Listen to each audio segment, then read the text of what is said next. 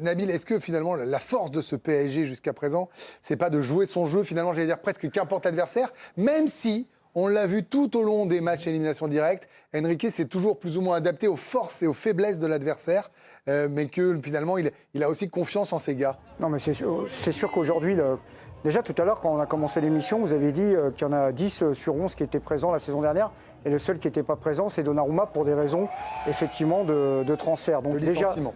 Ouais, de licenciement, voilà. Bon, déjà, moi je me suis dit, c'est plus le Paris Saint-Germain, c'est le Paris Stabilité Germain, quoi. Voilà. Donc, déjà, ça c'est bon signe dans le football. Donc ça veut dire qu'en fait, on prend les mêmes et on recommence. Et donc, on a gagné de la confiance. On a gagné de la confiance psychologiquement, mentalement. Et puis surtout, là où ils sont impressionnants quand même, c'est qu'en fait, ils ont dicté le tempo de leur saison. C'est-à-dire qu'en fait, là où tout le monde se disait, ils digèrent la saison dernière, probablement ils sont un peu moins bien, peut-être qu'ils auront moins faim, mais ils arrivent en deuxième partie de saison, on dirait Real Madrid à l'époque, à partir du mois de février. C'est-à-dire qu'en fait, ils ont programmé leur saison à partir du mois de février. Ils ont marché sur Liverpool, Chelsea, le Bayern. Déjà sur le parcours, tu mérites d'être champion d'Europe. Après, il y a évidemment une finale. Mais pour moi, le plus grand atout du Paris Saint-Germain, c'est son jeu en fait.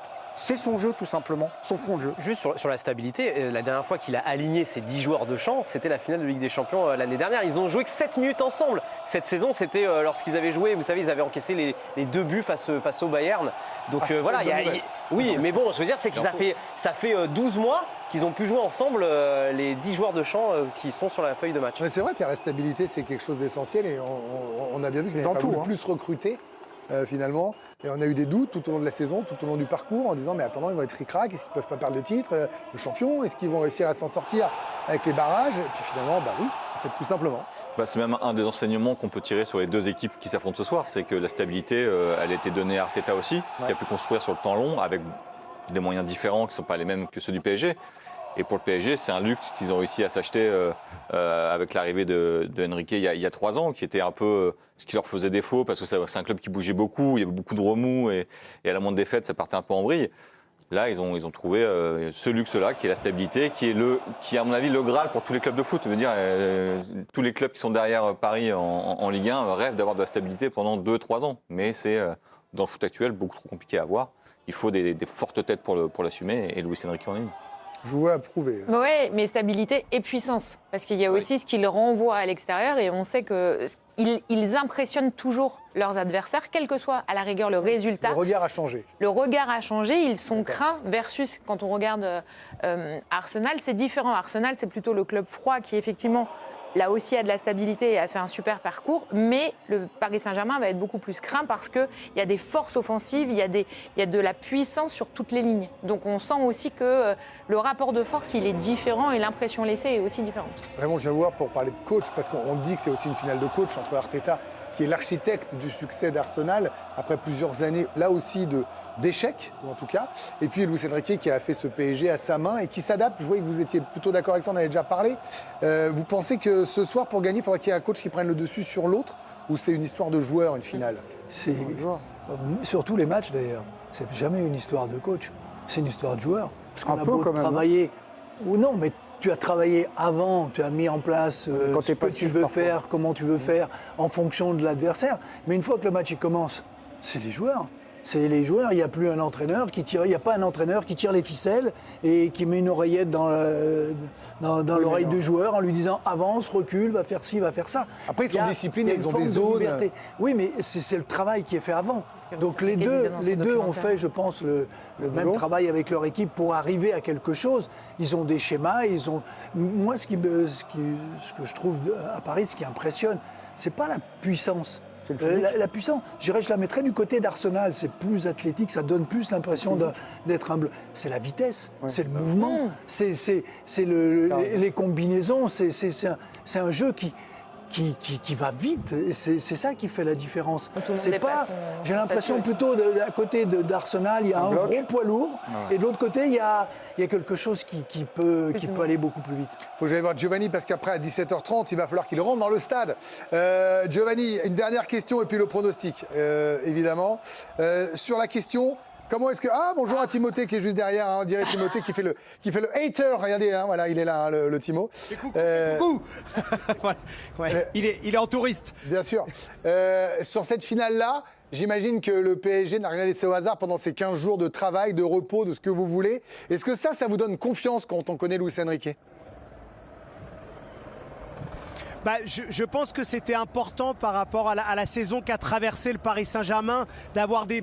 On parle beaucoup de régénération physique dans le football, mais moi je crois beaucoup au côté psychologique. D'ailleurs, Marquinhos a insisté là-dessus hier en conférence de presse. Luis Enrique l'a dit avant le match face au Bayern. Ce type de match où il y a beaucoup d'excitation, il ne faut pas être à 110%, il faut vraiment être à 100%. La méthodologie, ils la connaissent. Et j'ai beaucoup aimé hier ce qu'ils ont dit en conf, que ce soit Luis Enrique, Marquinhos. Gagner une Ligue des Champions, c'est bien, ça donne de la motivation. On leur a opposé que le fait, c'est possiblement la première pour Arsenal. Est-ce que ça pouvait donner un avantage aux Anglais?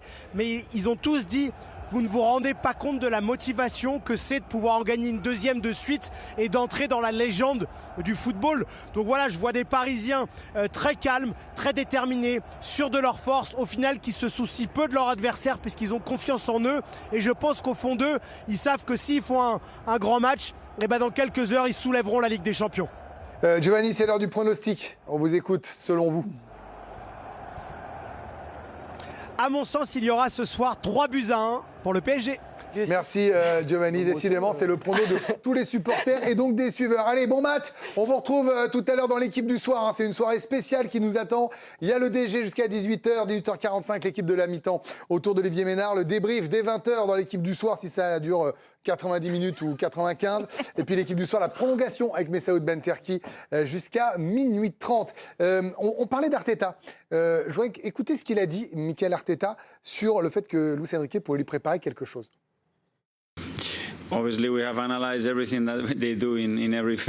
Évidemment, on a tout analysé. On est prêt pour tout ce qu'il prépare. On a travaillé différents scénarios et différentes tactiques pour essayer de prendre le contrôle du match. Je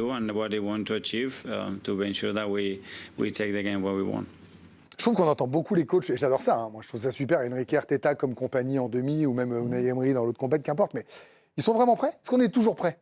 Est-ce que là ils bluffent un peu ou ils pensent qu'il l'est? On pense toujours qu'on est prêt. On a vu tout ce qu'ils ont vu. Il doit y avoir une dizaine de personnes qui ont regardé toutes les images de tous les matchs depuis 1 an, 2 ans, toutes les possibilités, toutes les combinaisons.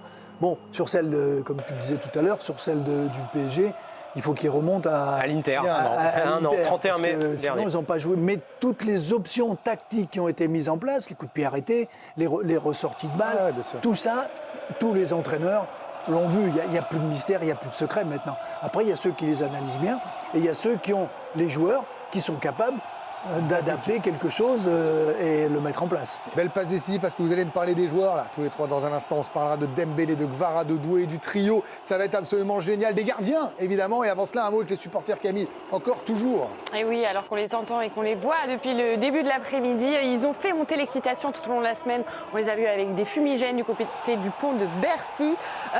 Mais aujourd'hui, les supporters ont posé une nouvelle banderole sur le périphérique parisien. Et puis en plus, petit jeu de mots, voilà, ressortez l'Arsenal, gagner la finale. On peut les féliciter aussi parce qu'il y en a beaucoup qui sont du côté de Budapest et qui ont fait un sacré périple, comme ils l'ont expliqué au micro de Jérémy Jalingro. Alors nous, on est parti de Beauvais jusqu'en Roumanie. Roumanie, on a pris une voiture de location. Et là, en fait, on est à 1 heure de Budapest et on est là. Hein. Je suis arrivé il y a 1h30, 2 heures. Et je repars demain matin pour la célébration au parc, bien évidemment. Périple de malade, mais ça valait le coup. Ça vaut le coup? Ouais, ça valait le coup. Parce que c'est le PSG. C'est la 2e fois qu'on est en finale. Et l'année dernière, on est allé à Munich. Cette année, on retourne à Budapest et on va chercher la 2e étoile. Bonjour, Mounay Mounawar. Je suis président du fan club officiel, donc des supporters de Casablanca au Maroc. Nous avons fait un périple de 4500 km pour venir jusqu'ici pour supporter notre équipe. Du plus petit au plus ancien et nous espérons une victoire ce soir du Paris Saint-Germain. Voilà.